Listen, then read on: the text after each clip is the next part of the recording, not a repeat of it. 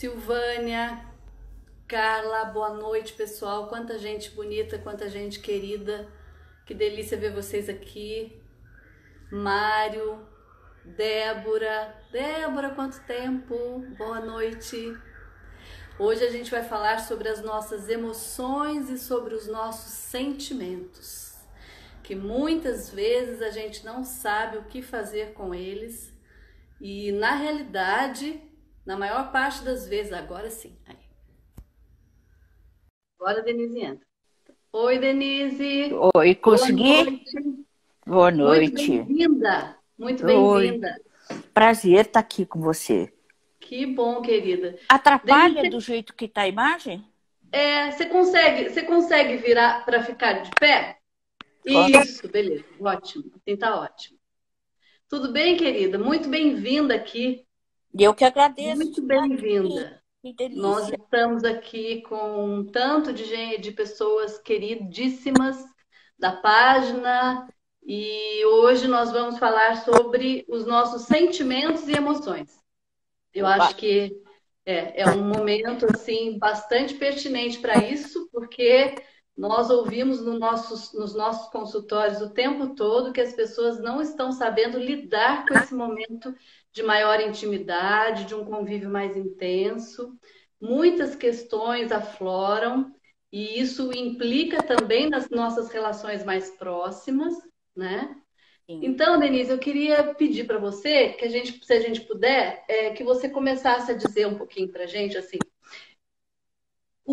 qual é a relação, o que determina a gente lidar bem ou lidar mal com as emoções que se afloram mais do que poderiam se manifestar de uma forma mais exagerada, mais exacerbada e acabam atingindo as nossas relações.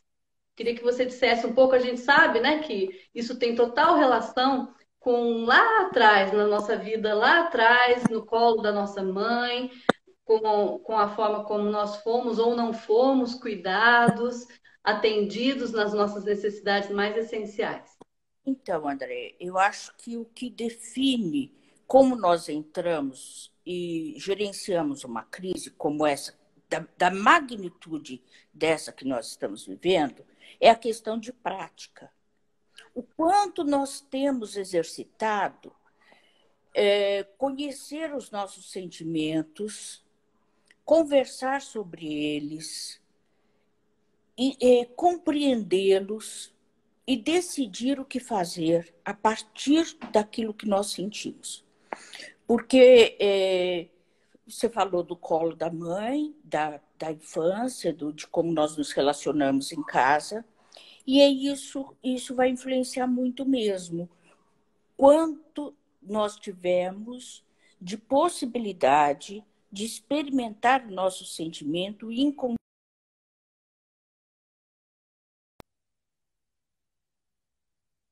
passado, pudemos ser nós mesmos ou tivemos que fazer milhões de outras coisas para agradar os outros, né? Desenvolvendo o falso si mesmo. Então, a maneira como nós nos desenvolvemos e a capacidade que nós temos de lidar com o nosso sentimento genuinamente é que vai ajudar muito. Se eu estou bem no meu relacionamento com as pessoas, se eu estou inteira, se eu sou eu mesma. Então, ficar trancafiada numa casa, em isolamento, sem vida social, mesmo aqueles que estão trabalhando. Mas, mesmo que esteja trabalhando, não tem mais vida social. Não tem mais casa cheia, pelo menos não Sim, deveria ter, no final de semana, né? Não sim. vai para restaurante, não vai para clube, e isso torna as relações mais expostas, desveladas. Uhum. Então, casamentos que não vão bem, filhos que não têm um bom relacionamento com os pais, mãe e filha que às vezes moram juntas, mas mal se encontram, acabam se confrontando. Eu acho que tudo isso, então, vai aparecer mais, tanto o bom quanto o ruim, né? Uhum. Sim. Na realidade, tem uma pesquisa que me impressionou bastante, Denise. de um jornal chinês, eu não sei se você chegou a ver, de língua inglesa, que é o Global Time.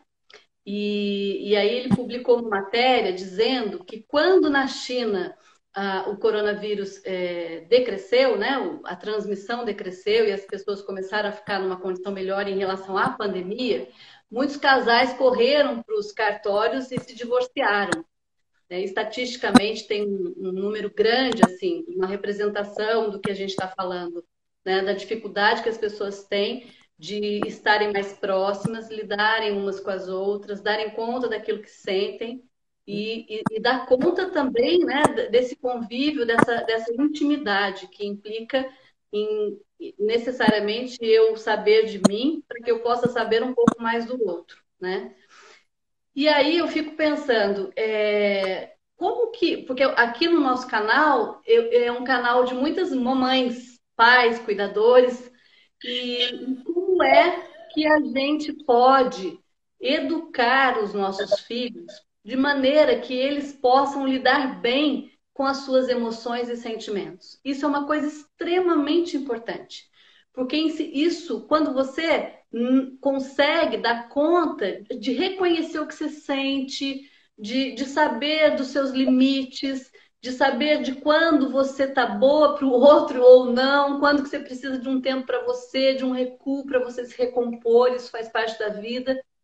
Então, assim, quando você tem esse conhecimento em relação a você mesma, você mesmo, as relações ficam muito mais saudáveis. Mas isso a gente não aprende na vida adulta, né? Ou até aprende, se fizer muita terapia, se depois de bater muita cabeça na parede, eu acho que você acaba aprendendo, mas eu acho que a gente tem outras maneiras mais saudáveis de aprender a lidar com as emoções, né? Então eu fico pensando assim, como que eu, mãe, eu, pai, reajo quando os meus filhos apresentam os seus sentimentos, né? É. Então, seja de tristeza, seja de ansiedade, seja de frustração.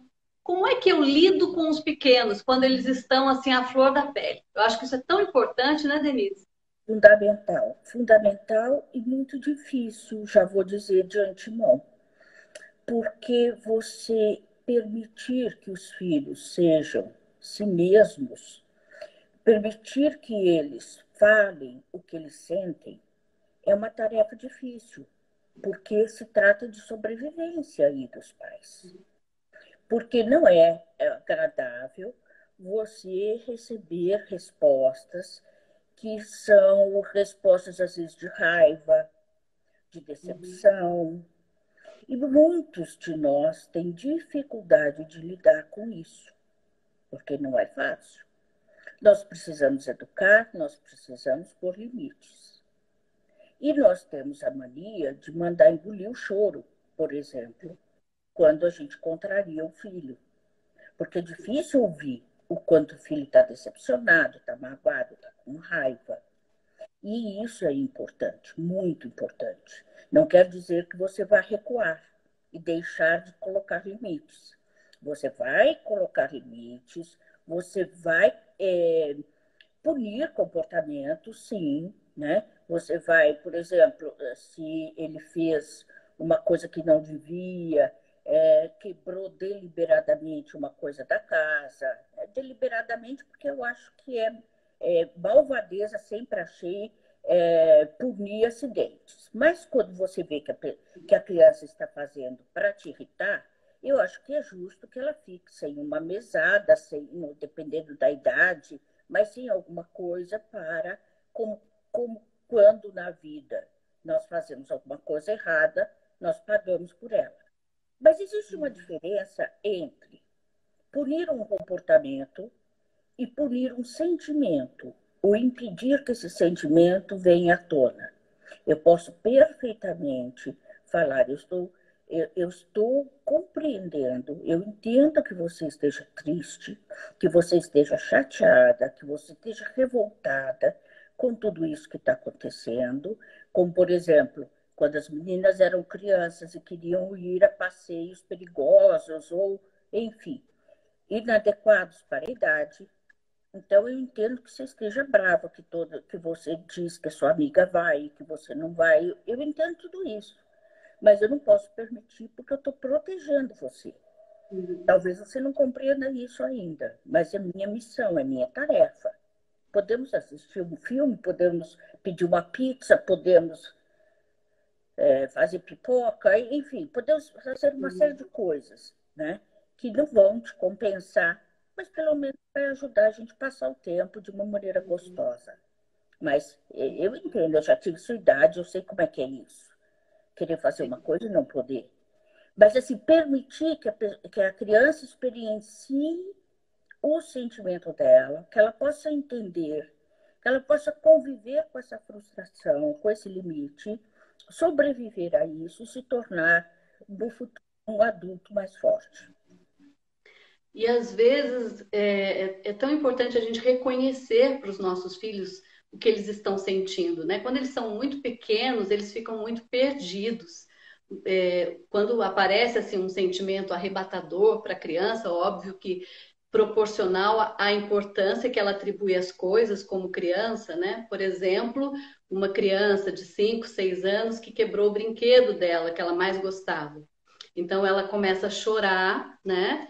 Vamos imaginar uma cena. Então a criança ficou extremamente triste porque o brinquedo dela quebrou e ela vem chorando, né, para a mãe, e a mãe está assistindo TV e a mãe simplesmente se irrita ou desqualifica porque para a mãe, na referência dela, o que que tem quebrar um brinquedo? Brinca com outro, pega outro.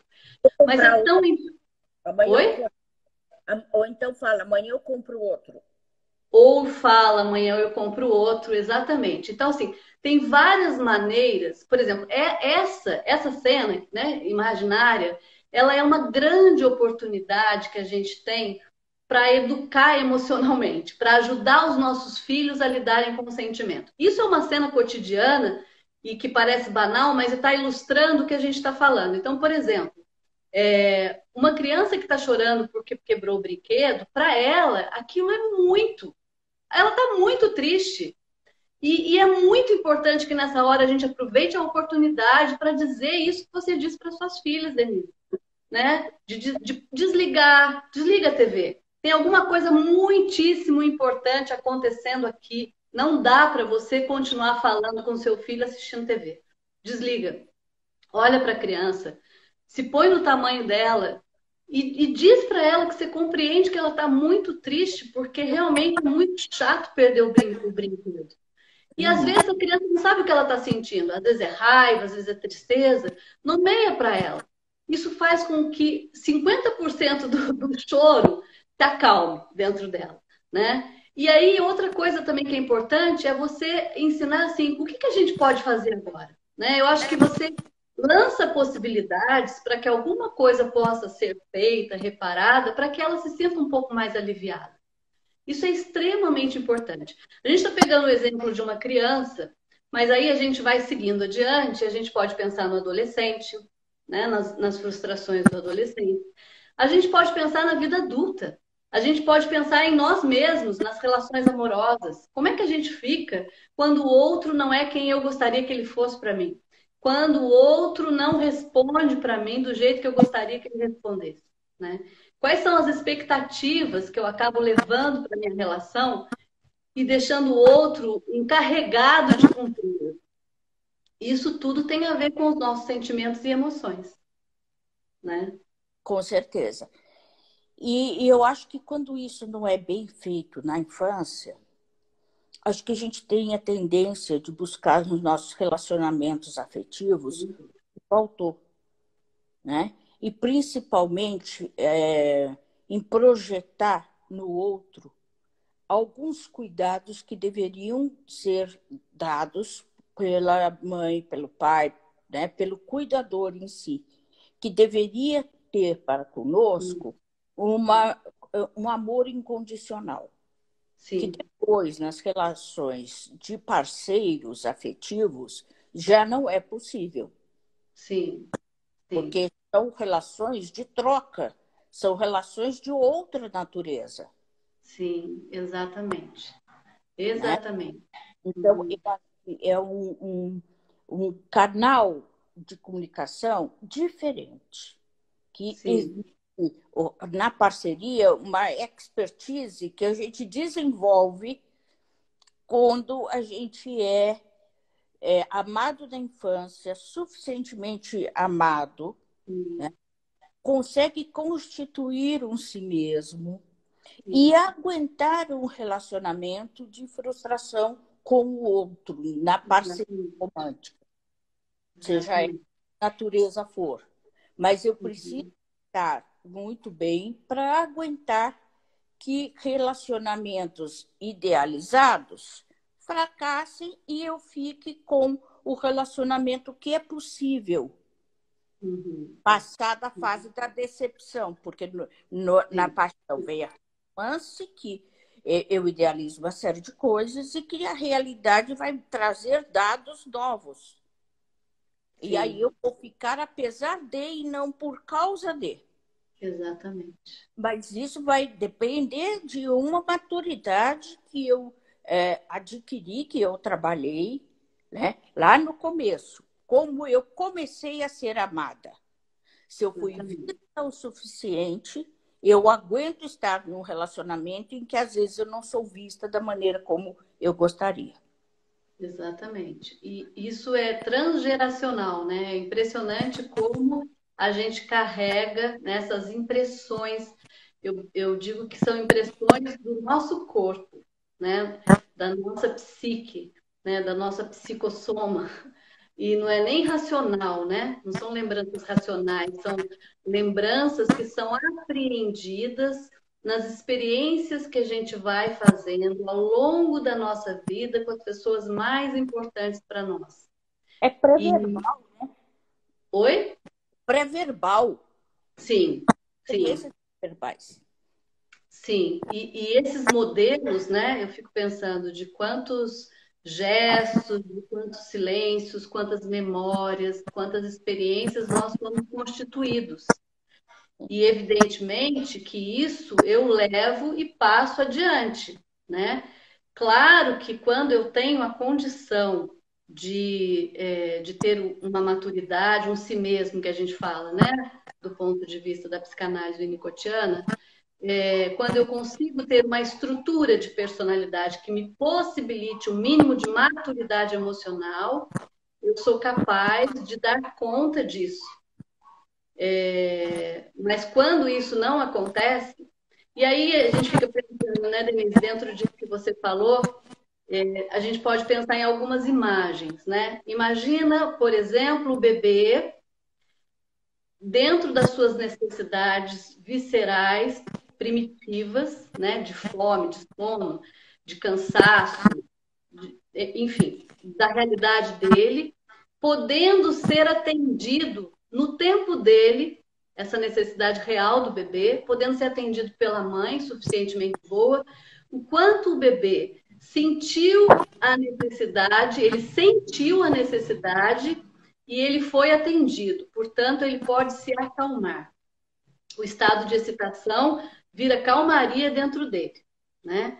E aí isso é base, isso é chão para que ele siga adiante, vá crescendo e possa então saber que as necessidades da vida dele podem ser atendidas e ele mesmo daqui a um tempo pode gestar as soluções e se permitir atender-se, né?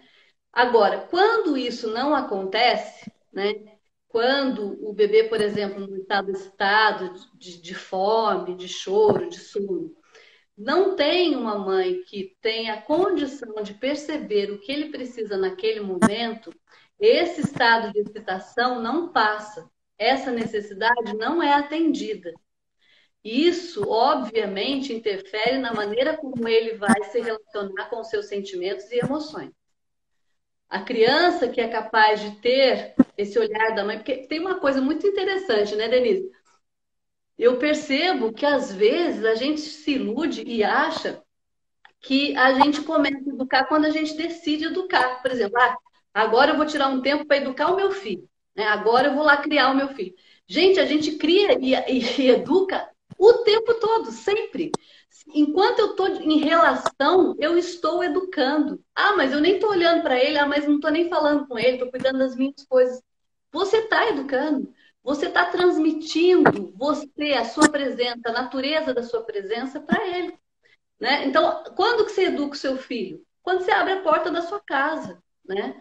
Quando você está fora da sua casa, se ele consegue sentir que você vai voltar, né? Que tem criança que fica com essa agonia de que se a mãe vai demorar, que a mãe não volta, combinou uma hora, não veio, né? E isso tudo parece assim detalhes, claro, gente, também assim, né? Deixa eu fazer uma ressalva aqui, porque senão as mães vão ficar bravas comigo. Falando, André, peraí. Então, eu não tenho esse dom perfeito, assim, de não falhar.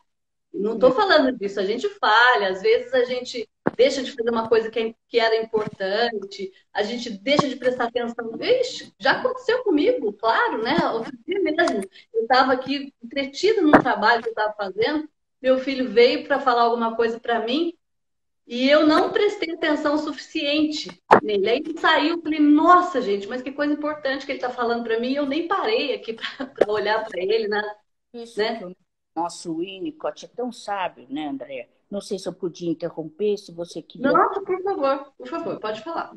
Mas eu acho que nisso o Winnicott é sábio em falar na mãe suficientemente boa, não na mãe perfeita.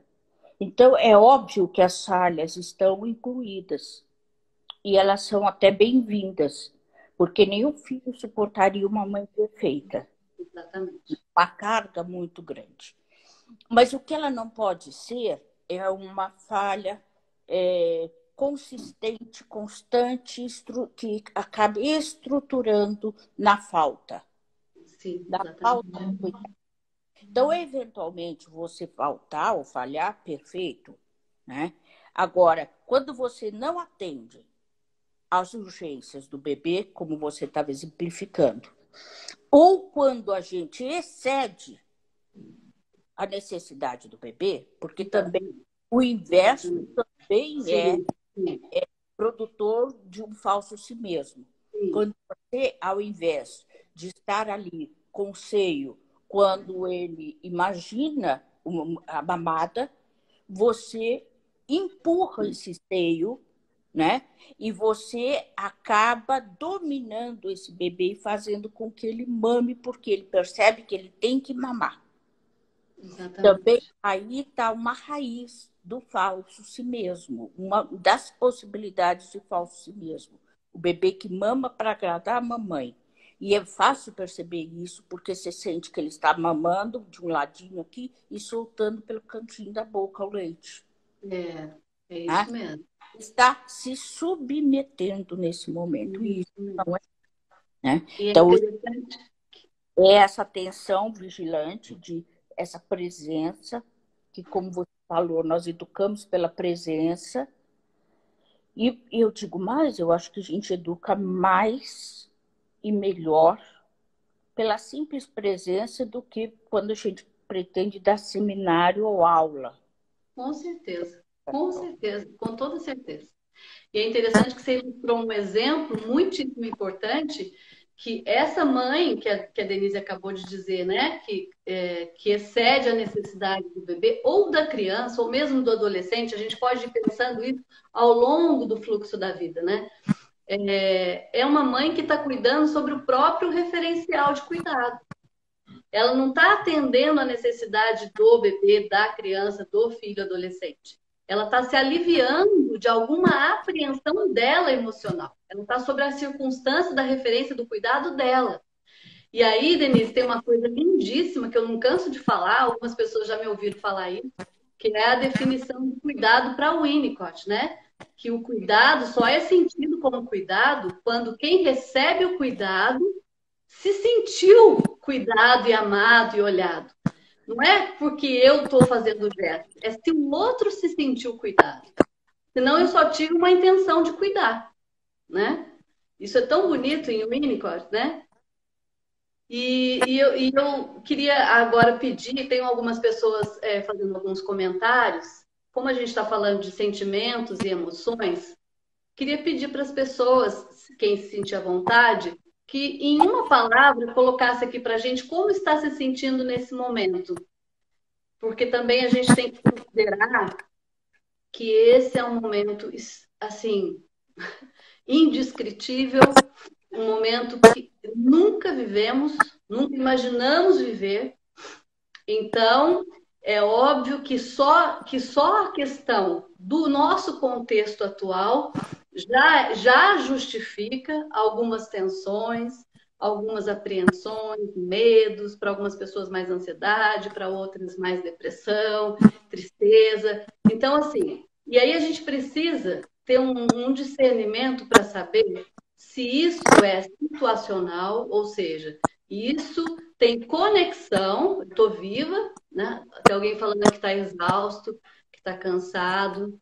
Então, isso tem conexão com o momento em si, né? Ou isso aflora questões que eu nunca cuidei lá de trás e que denunciam, né, o quanto eu estou vulnerável para passar pelos desafios da vida. E eu Não aqui, deixando. Pode falar, Denise. por favor. Não deixando de considerar a gravidade do momento. Mas claro, né? Claro que tem as duas questões. Tem o que a gente está vivendo e tem algumas pessoas se desestruturando, né, Denise? Infelizmente.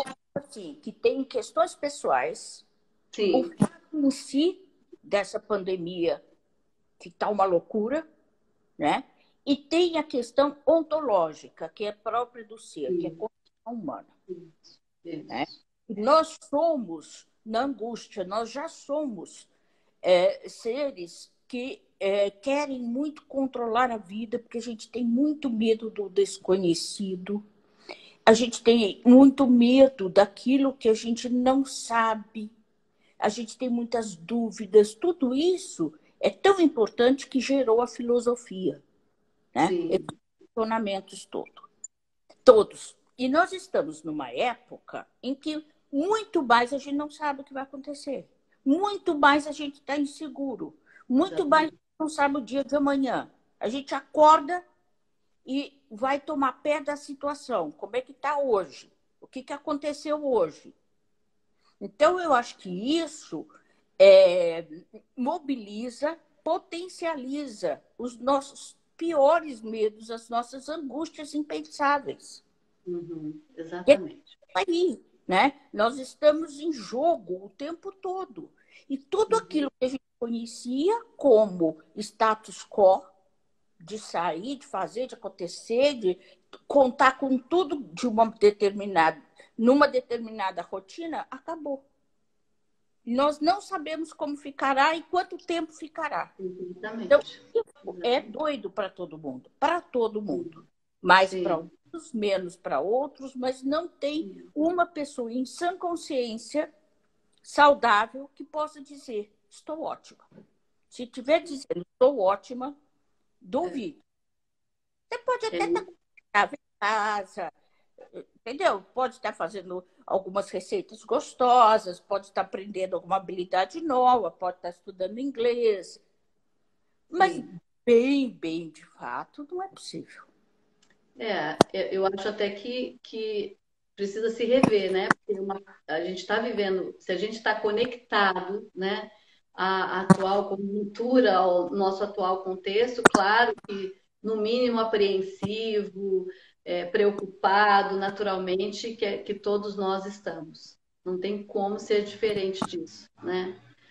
Denise, a sua experiência clínica, eu sei que faz muitos anos que você clinica, né? Eu fui aluna da Denise e gosto demais do trabalho dela, sou uma admiradora. Queria que você dissesse um pouco para a gente, assim, o que você tem percebido no consultório que esse momento que a gente está vivendo, em que exatamente dificulta as relações amorosas no âmbito familiar, no convívio a dois? O que você acha que cria um estranhamento, cria um desgaste, um estresse? O que você percebe? Não, realmente, eu atendo clínica desde 80, tá bom para você? Bastante, hein, Denise? Você nasceu... Bom, não, esquece. Escuta, Andréa. Mas então, você vê uma coisa, né? Primeiro que eu não imaginava que um dia eu fosse atender tanto online. É uma experiência que eu conheci. É. Eventualmente, você atendia numa emergência, outra, ou um paciente que não podia vir. E agora estou atendendo todo mundo online, e isso vai durar um tempo grande ainda, por questão de já ser do grupo de risco, meu marido também. Então, é uma questão que nós precisamos nos preservar mesmo, né? Mas está dando muito certo. Eu não imaginava o quanto podia. Sim,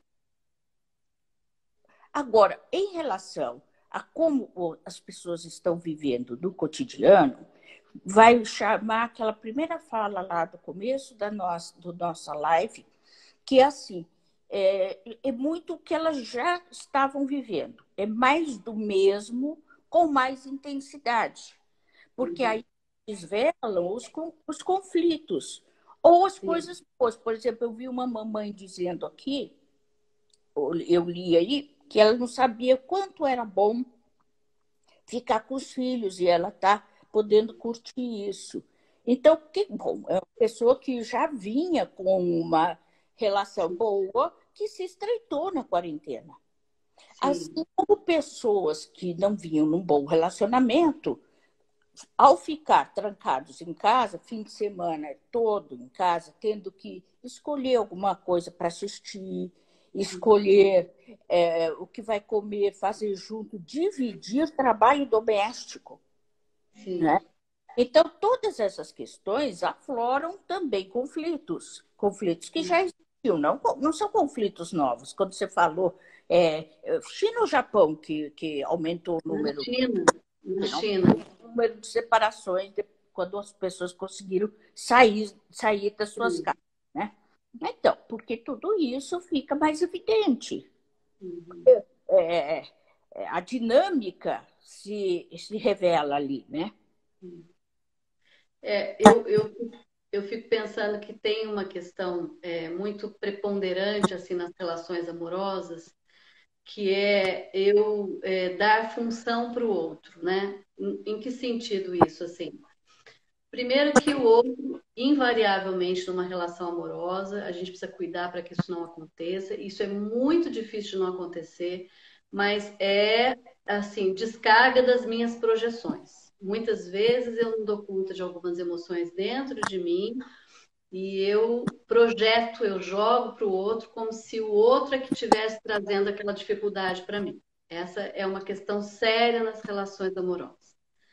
A outra questão séria na relação amorosa isso, gente, isso acontece por demais, assim, acontece muito, é muito comum. E isso atrapalha também demais. Então, a gente tendo a possibilidade de olhar para isso e ter esse sinalzinho aí de, olha, é uma maneira da gente evitar ou cuidar para que isso não aconteça. O que que acontece?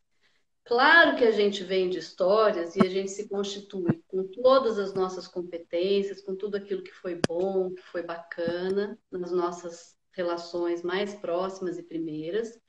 E a gente também se vira na vida com aquilo que não foi tão bom. E naturalmente isso acontece em todas as famílias, porque ninguém, graças a Deus, é perfeito. E a imperfeição materna, a imperfeição paterna também nos ajuda né? Claro que é o que a Denise falou, se a falha vira constante, isso prejudica. Mas falhar, todos nós vamos falhar, né? E a falha também nos serve para amadurecer, né? Então, E, quando a gente. e até a falha do analista. Eu Sim, pode contar um caso pequenininho, não vou contar tudo, né? sim. Conta que ele estava muito cansado, ele estava meio gripado e ele cochilou na sessão. Ah, é linda essa história. Não é? Uhum. Fala assim, mas o paciente fala assim, é impressão minha, meio sem graça, né? É impressão minha ou o senhor dormiu?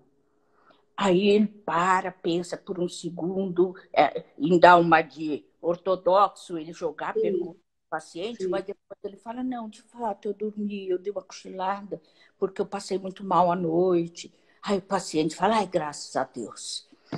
Ai, Sim. que bom que o senhor não é Se perfeito, porque humanizou, né? perfeitos e era tão difícil ter filhos, né? Então, ao perceber que o terapeuta é uma pessoa de carne e osso, também o paciente se permite algumas coisas. Eu acho isso de uma beleza, de uma possibilidade de Eu sermos nós acho. mesmos, né? E a Sim, única forma de funcionar numa análise é ser você sim. mesmo, né? Acho É, funcionar. eu brinco que tem alguns antídotos, sabe? Para o amor, assim. E um deles também, né, além dessa coisa da gente cuidar para que a gente não projete no outro as nossas dificuldades, para que a gente dê conta das nossas necessidades emocionais. Isso é muito comum nas relações amorosas. Você, sem que. O pior é que, na maior parte das vezes, você nem se dá conta disso. Você incumbir o outro de te dar aquilo que você necessita. Sendo que isso, se o outro der, disfunciona completamente a relação amorosa, porque não é da ordem do homem e da mulher, né? Essa carência que eu posso trazer para minha relação amorosa, muitas vezes é da ordem da minha relação como filha dos meus pais, lá de trás. E aí disfunciona tudo, né? Então é aquela mulher que vira mãe do marido, ou filhinha do marido, né? É o marido que tem dificuldade de se relacionar com a mulher como mulher, fica, ou trava uma relação de dependência, ou também é muito. E outra coisa também que acontece nas relações, que eu acho também importante a gente se dar conta e cuidar, é assim: outro dia mesmo eu estava cuidando de uma situação que a pessoa se sentia muito maltratada, muito maltratada. E tinha amor, tinha desejo, poderia estar tudo bem, mas ela se sentia muito maltratada porque a maneira da comunicação, não só verbal, mas a comunicação do trato, da presença, era hostil. E aí, quando você começa a cuidar disso, aparece a fonte, a raiz dessa hostilidade, né, dentro dessa relação amorosa atualmente. Por exemplo, essa pessoa que tinha dificuldade de bem tratar, de se relacionar de uma forma mais saudável, mais harmônica, mais equilibrada, viveu, né, com pais muito severos, muito austeros, que morria de medo de errar. Então, sem que essa pessoa se desse conta, isso foi passado adiante e trazido para a relação amorosa. Isso é uma coisa muito comum da gente ver, né, Ou Denise? com muito medo de errar, igual à ausência de espontaneidade, né? Exato, É, exato. quando É, você vive num regime de muitas condições para ser aceito, o que você fica é sem espontaneidade. Você não consegue ser você mesmo, relaxar. E aí, normalmente, os relacionamentos ficam ruins, né? Porque exatamente. a própria vida fica enfadonha e sem sentido quando você não se sente vivo em si mesmo. É tão importante que nas relações amorosas a gente possa ser a gente mesmo e ser amado dessa forma, né? É muito ruim quando você precisa se moldar ao outro, né? E E, isso na verdade, nunca precisa, né? Porque precisa no sentido assim, né? Do não saudável, né? Quando a pessoa faz esse movimento, quando ela né? não é diferente, né? Ela já estabeleceu para si mesma moldes. E aí ela só troca de molde. Vai, Sim, ter, sim, vai deixar de viver nos moldes da família e vai viver nos moldes do parceiro, seja sim, homem em relação à esposa ou vice-versa, enfim, qualquer sim, natureza de relacionamento. sim. A Gi Gomes está dizendo assim para gente: sou muito positiva e acredito em um grande propósito disso tudo, mas estar em casa com duas crianças, trabalho em risco, preocupação com a saúde de todos é bem exaustivo, né? A Adriana está dizendo o quanto eu estava sendo fora, não dentro da minha própria casa. Olha que interessante isso, né? O quanto eu estava, eu não entendi, desculpa. Ela começa dizendo assim: me surpreendeu tanto que eu não sabia como era bom ficar com os meus filhos e marido, né? Aí ela fala, o quanto eu estava sendo fora da minha casa e não na minha própria casa. Que bom, Adriana. Que bom, porque isso tem isso também, né?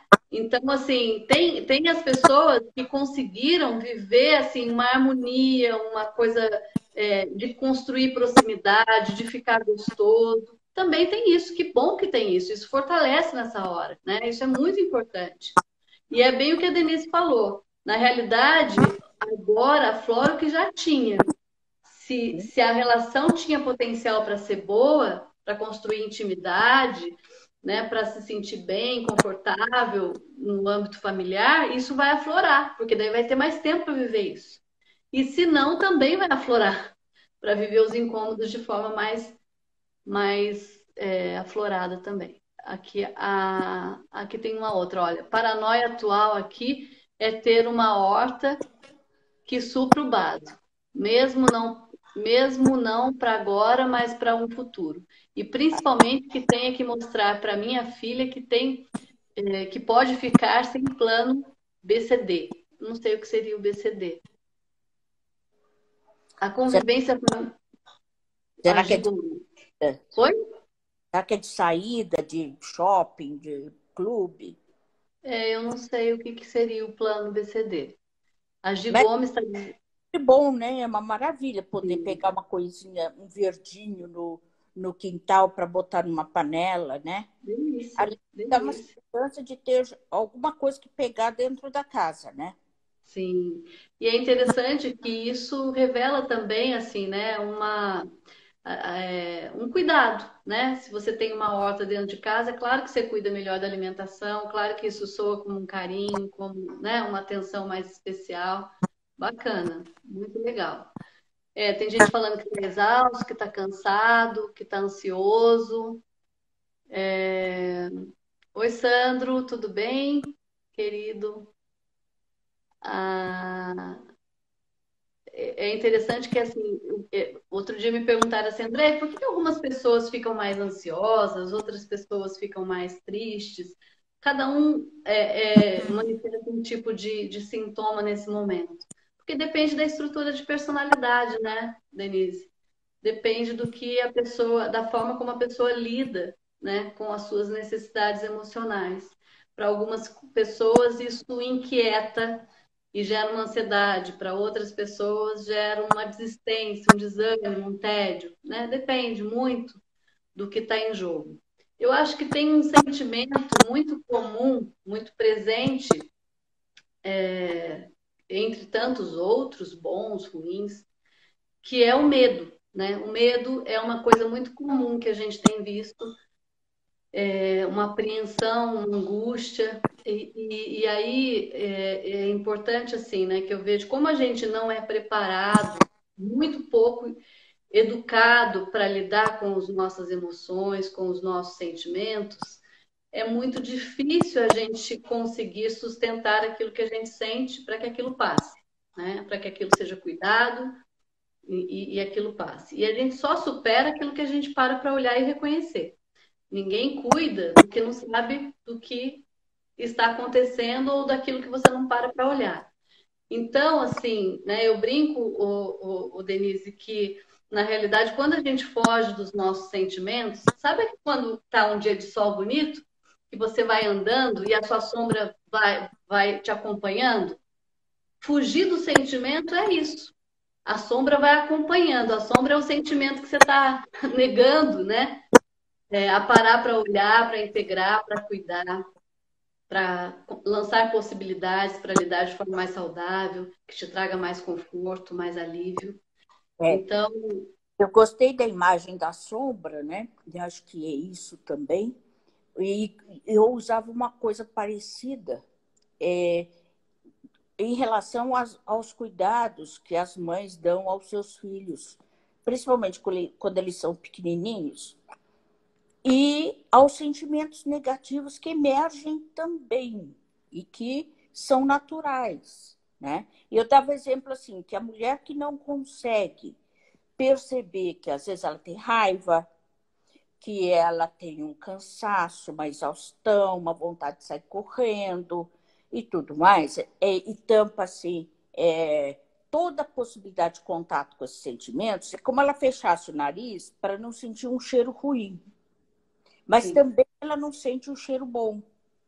Porque quando você está muito empenhada em não sentir uma coisa, você acaba perdendo a espontaneidade para sentir o que é de bom também, né? Então, nós, mães, amamos nossos filhos quase sempre.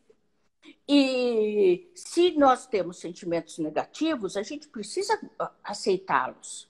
Perceber que somos humanos, que ficamos exaustas, que nem sempre estamos disponíveis. E que isso faz parte da vida. Porque assim nós podemos, muito mais, também sentir o amor, o afeto, a espontaneidade na relação com eles. Isso é extremamente importante. Eu tenho certeza que essa sua fala traz muito alívio para um tanto de mães que estão aqui nos ouvindo, pais, né? Essa questão de ser suficientemente bom para tantas relações de uma forma geral. Isso traz uma prerrogativa de que nós podemos falhar, de que nós falhamos, de que tem dias que nós não estamos bem, né? E aí também tem uma questão. Gosto para chegar à noite e botar todo mundo na cama para descansar, para pensar um pouco, quando todos falam ao mesmo tempo. Então, é tudo muito gostoso, mas também é pesado e é cansativo. Então, há um momento também que você fala, ah, chega por hoje. Isso. Né? E aí é legal falar, gente, olha, vamos todo mundo dormir, que a mamãe está exausta. Não sei vocês, mas para mim já deu. Né? Sim, sim. Não precisa falar, ai, vamos dormir, porque vamos dormir mais cedo hoje, porque faz muito bem para a saúde. Não, vamos dormir porque estou cansado, estou aguentando.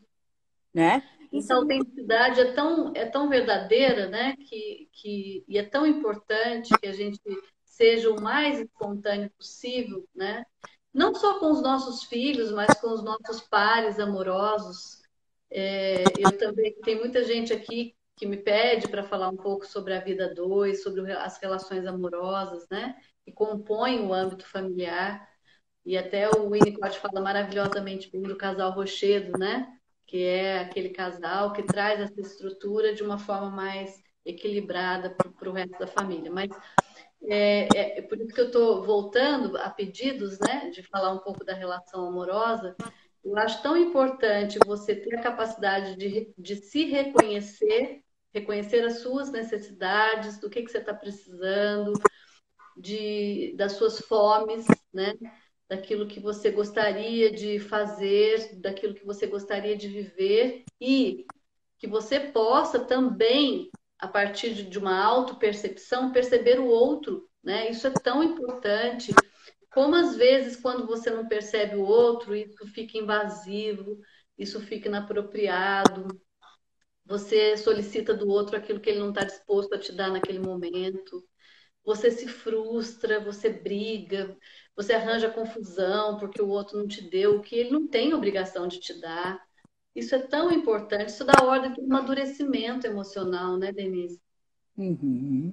Sim, e eu acho muito interessante, em alguns assim encontros de cursinho de noivo, tu já vi Sim. muito falando que é assim que você não deve casar para ser feliz, você deve Ah, casar isso é fantástico. feliz. Parece, à primeira mão, uma coisa meio piegas, uma coisa meio religiosa.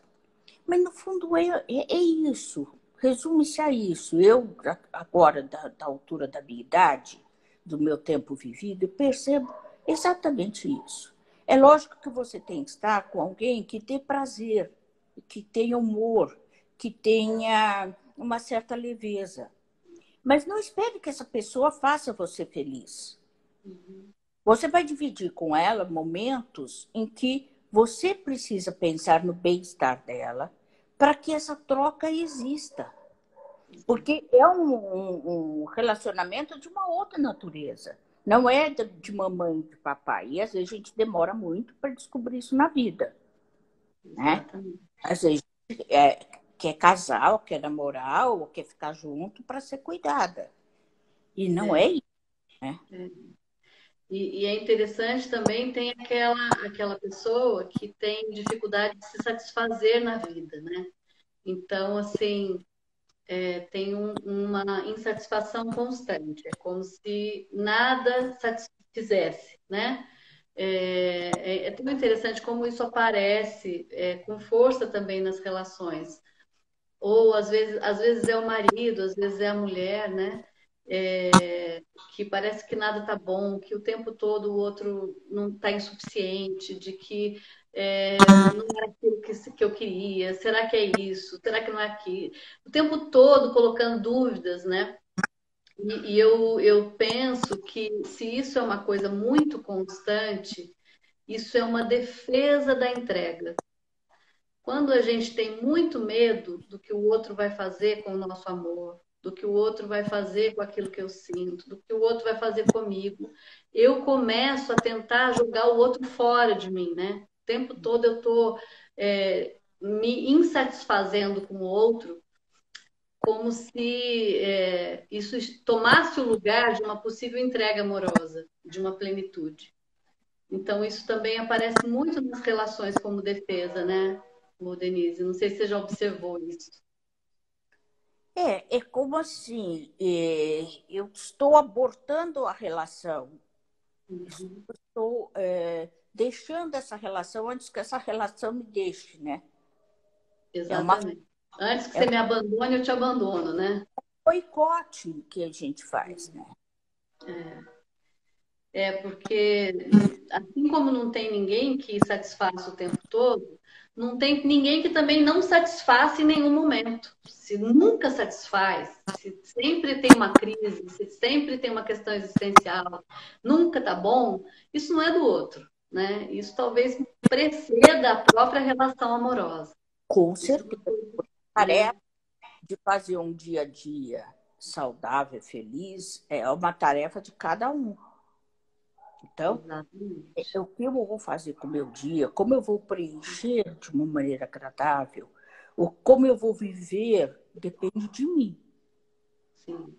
Se eu estou com outro, eu vou incluir o outro nesse planejamento. Mas é um planejamento que cada um deve fazer e, quando juntos, compartilhar, discutir, fazer uma coisa boa para os dois. Mas não é uma missão do outro. É, História infantil acaba com a vida da gente, né? Nossa, Porque nem fale. é, Nem fale. é tudo tudo tem que acontecer magicamente. E aí é muito complicado viver com tantas expectativas, né? Tem os príncipes, as princesas, né?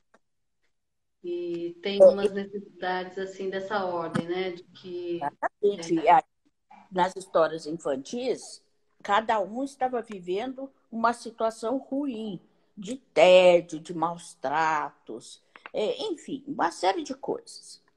E aí aparece o outro para salvar isso, né? E com a simples presença, às vezes um beijo, às vezes até uma cavalgada, né? Bota no cavalo, para isso sair os dois felizes. Pronto, resolveu todos os problemas. E não é assim. é, De alguma forma, os dois precisam estar bem, né? Estar trabalhando com as suas questões. Bem, quando eu digo, não é bem, não, gente. Vamos esclarecer. Bem que eu digo é em processo de ficar bem, de se cuidar. Então, são duas pessoas que estão se cuidando, estão fazendo análise, lidando com os seus problemas, né? E aí essas pessoas se juntam para serem casal, né? Para compartilhar, parceiros. Não tem essa de, estamos ruim, aí vamos nos juntar, vamos ficar ótimo, porque o verdade. amor é lindo. Pois Não é, é, né? Eu gosto dessa coisa assim. Esse negócio de gostar de barriga tanquinha para jovem. Hoje em dia eu já pergunto quantos anos de análise tem, né? eu achei isso ótimo. Eu adoro coisas, né? Mostra assim. Então, estamos precisando para nos relacionarmos com pessoas que estejam buscando a felicidade, o bem-estar, né? Que estejam buscando uma leveza, né? Não uma leveza leviana, por favor. Não é isso que eu quero. Sim, sim. sim. Eu fico pensando assim, né? Tem tantas questões implicadas no amor, né? São tantas linhas que tecem assim, né? Uma, uma trama e tem tudo. Nossa, o que está envolvido, né, ô Denise, assim, numa relação amorosa?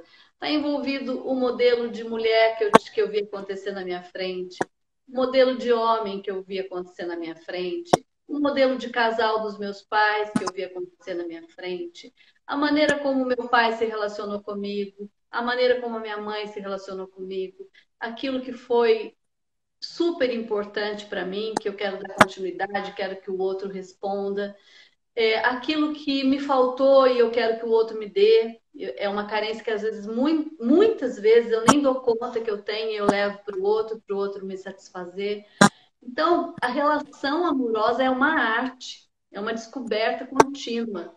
Eu afeto e sou afetado pelo outro o tempo todo. As relações são bilaterais. E é interessante, assim, por exemplo, a relação amorosa de mãe e filho, de pai e filho, ela é hierárquica. Então, tem um pressuposto: mãe cuida de filho, filho não cuida de mãe, exceto na velhice, né? Então, precisou do cuidado até físico, não está bem de saúde, não tem mais a mesma habilidade, aí o filho adulto vai lá. Eu não estou falando desse tipo de cuidado, mas o cuidado, Eu, a carga emocional dos pais não é para o filho dar conta. Ele não tem a menor condição de dar conta e não é da conta dele, né? Então, o cuidado parental, que a gente fala, né? Materno e paterno, é hierárquico. O cuidado conjugal é complementar. Não tem ninguém ali que vai cuidar mais do outro do que o outro, né? Então, os dois precisam colocar os tijolos que vão construindo o alicerce dessa relação. Então, eu tenho tanta responsabilidade quanto o meu par amoroso de fazer a relação ser um lugar bom para nós dois. Eu acho que isso é tão importante, né, Denise? e você falou dessa coisa da influência do relacionamento, ela ocorre tanto quanto eu quero repetir as mesmas coisas. Quando eu digo quero, é inconscientemente, é óbvio, Sim, né? sim, Mesmo quando eu repito, tanto quanto quando eu busco o oposto. sim, exato. É Exato. outra forma de viver em função dele. Exato. Às vezes eu Exato. escolho um homem completamente diferente do meu pai, porque eu vou Sim. negar aquilo que eu apreendi como uma coisa ruim, né? Eu Denise, eu vou ter que te interromper, querida, que agora que eu me surpreendi, está acabando.